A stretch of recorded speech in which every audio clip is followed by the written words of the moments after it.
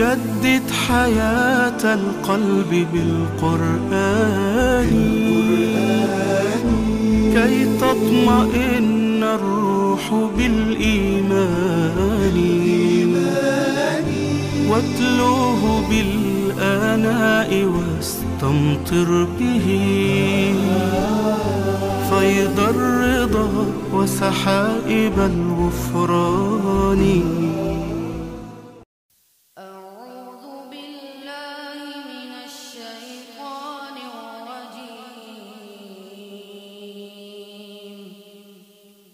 بسم الله الرحمن الرحيم. وقال الذين كفروا لا تسمعوا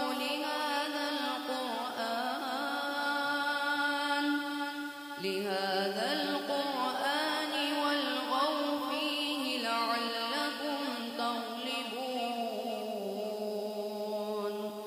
فلنذيقن الذين كفروا عذابا شديدا ولنجزينهم أسوأ الذي كانوا يعملون.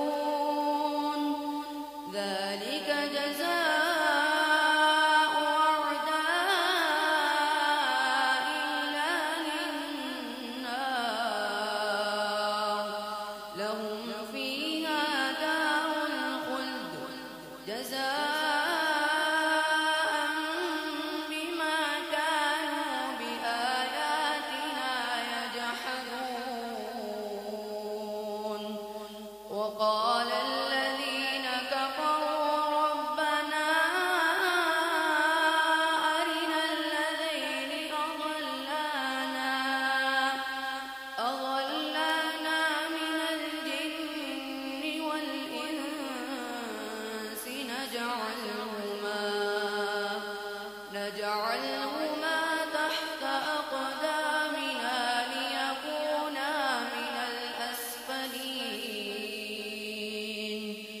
إن الذين قالوا ربنا الله ثم استقاموا تتنزل عليهم الملائكة ألا تخافوا ولا تحزنوا وأبشروا بالجنة التي كنتم توعدون. نحن أولياؤكم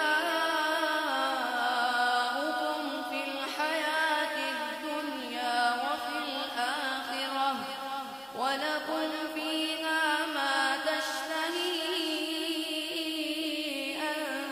أنفسكم ولكم فيها ما تدعون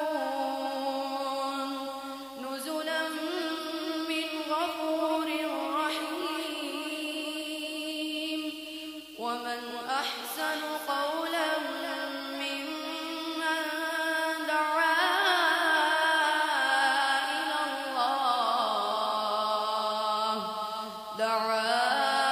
إلى الله وعمل صالحا وقال إنني من المسلمين.